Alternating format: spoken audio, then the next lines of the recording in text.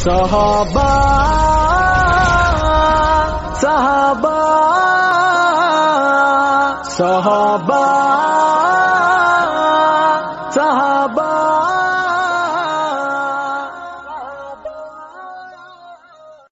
Assalomu alaykum, hurmatli anglovchilar. Tuvanda Islom chakarlar guruhi tarafidan tarjima qilingan Payg'ambar alayhisalomning sahobalari nomli kitobni o'qishni boshlaymiz.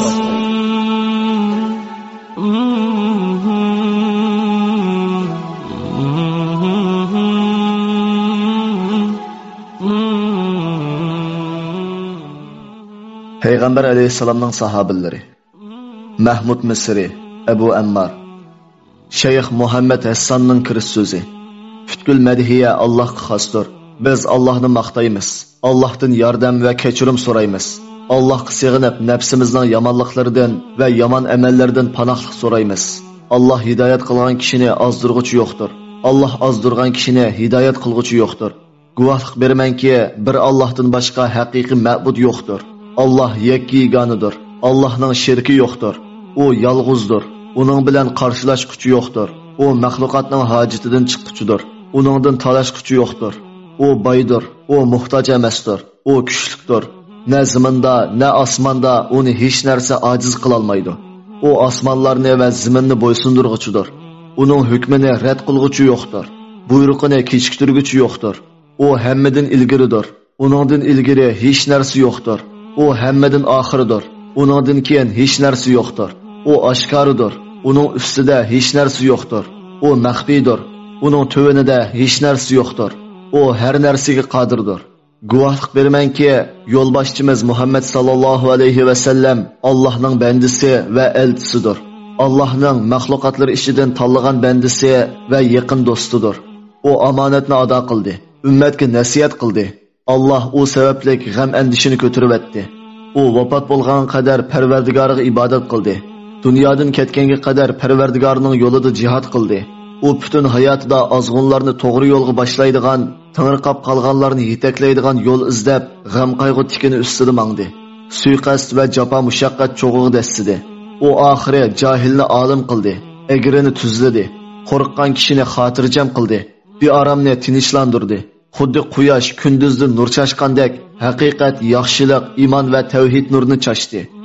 Ey Alloh, bir payg'ambarga o'z ummati nomidan bergan, bir elchiga uning da'vati va elchiligi uchun bergan mukofotning yaxshisini bizning nomimizdan uningga bergin.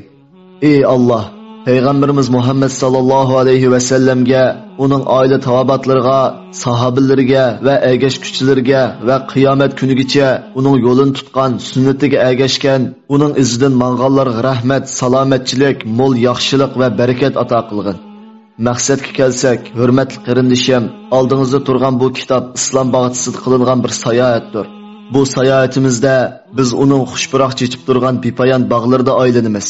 Qur'on dasturxonida tarbiyalangan payg'ambarlarning imomi va maxluqotlarning yaxshisi bo'lgan Muhammad sallallohu alayhi va sallam o'qituvchisi bo'lgan kishilar bilan tonish uchun eng chiroyli gullari, eng xushpuroq o'simliklari va eng tatli suvlar bo'lgan bu bukbaraqson bog'da sayli qilamiz. Bu bo'lsa da'vat, jihad, ilm, tushunish, sabrchanlik, zohidlik, kamtarlik, parhezkorlik qatorliq jihatlarda dunyo tarixida hargiz o'xshash tepilmaydigan bu ulgilik oliy kishilarning g'oyalarini oshkorlash uchun qilingan tirishchanlikdan iboratdir. Islom tarixini o'rganish, bo'libmi payg'ambar sallallohu alayhi va sallamning hayotini, to'g'ri yo'ldagi xalifalar, sahobalar, tobiinlar, olimlar, mujohidlar va salaf solihlarimizning tarixini o'rganish to'g'ri usulda yetkazilsa, uning xususiyatlari va aslida qo'y boqadigan podachi bo'lib, islom ularni ummatlarga yo'lboshchi va qo'mondonlarga aylantirgan. Kishilarning qahramonliklari oshkor qilinsa, islom yoshlarida Allohni va Allohning payg'ambarini yaxshi ko'rish ruhini yetildirdi. Ularning katta ishlarga bel bog'lashiga sabab bo'ldi. Ularning yushurin iqtidorini ichib berdi va haqdan to'lim yiroqlab ketgan, jarohatlangan bu ummatni qo'zg'atishimizga sabab bo'ldi. Hurmatli o'qirman qarindishim, to'g'ri yo'ldagi xalifalarning, sahobalarning, tobiinlarning va amal qiluvchi olimlarning tarixini o'rganish nihoyat muhim ishdir. Bo'libmi rivoyatlar va xabarlarni tekshirib baholashda, hadis shunoslarning yo'liga tayanganda texmi shundoq. Hurmatli qarindishim, Agar siz tarix va tarjimal kitoblarni sezgurlik va salmoqlik bilan o'qiydigan bo'lsangiz, ilgirki va hozirgi tarixshunoslardan nurg'unlarning zo'r darajada burmalash va xatoliklarga tushib qolganligini his qilasiz. İlgirki tarixshunoslar asar va xabarlarning ishonchlik, ishonchsiz hammani yig'ib kitoblarga yozdi. Ularning ichida to'g'ridan burilib ketgan, nafs xohishidan so'zlaydiganlarmi bor, ishonchlik odillarmi bor. Lekin ular bu jarayonda xuddi Yahyo ibn Mayn aytgandek, yozsang to'plag'in, so'zlasang tekshirgin degan bo'yicha ish qildi. Hozirgi tarixshunoslar bo'lsa, hech qisi yo'q, so'zlayver deydi. Siz shar'iy o'lchamlarga tayangan holda ilmiy tekshirish bilan ish qildiganlarni nihoyat oz uchirtisiz. Shuning uchun islom tarixi ko'plagan buzg'unchilik, yoshirish va unutishlarga uchirgan va payg'ambar sallallohu alayhi va sallamning hadis uchun oxirini kitob va qalamlar tepib bo'lolmaydigan ilmlar yozilgandek, islom tarixini qo'g'daydigan kishini topolmagan. Tarix o'zini to'liq qo'g'dig'idek ilm va yaxshisini yomonidan, aslini aralashmasidan, sahihni zaifdan ayiradigan tirishchanlikdan tegishli nasibasini ololmadi. Osmonni barpo qilgan zot Alloh bilan qasamki, biz bu zamonlarda salaf solihlarimizning tarixini o'qishga intayin muhtojmiz. Şunu biz ata bo'lgan va o'qituvchi bo'lgan qarindoshlarimizni, bolalari va o'quvchilarga sahobalar, tabiinlar va amal qiluvchi olimlardan iborat salaf solihlarimizning tarixini o'rgatishga qiziqtirishimiz kerak.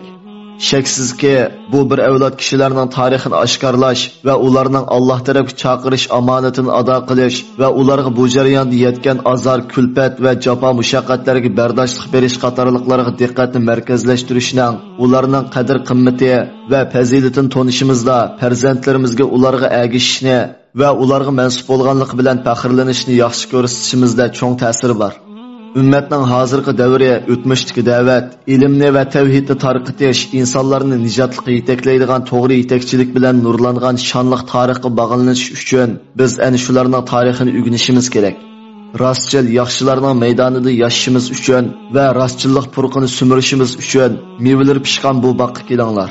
Umidki Alloh bizni ular bilan o'z jannatida va rahmat o'rnida birga qilg'ay. Alloh shuning egisidir va shuningga qodirdir. Allah bu suyumliq qarindishimiz Abu Ammarga bu muborak kitobni to'plaganligi uchun yaxshi mukofot bersin. Bu kitobni uning yaxshilik tarosiga silib bersin. Uningga tavfiqini va to'g'riliqni ziyoda qilsin va hammamizni rostchillardan qilsin. Allah payg'ambarimiz Muhammad sallallohu alayhi va sallamga, oila tavobatlarga va hamma sahobalarga rahmat qilsin. Abu Ahmad. Bugungi anglitishimiz mush yerda oxirlashdi. Allohga omonat. Ulug' maqsad g'oyalar ular uchun xitobdir. Halolni ko'zlaydi avangard ulga ular.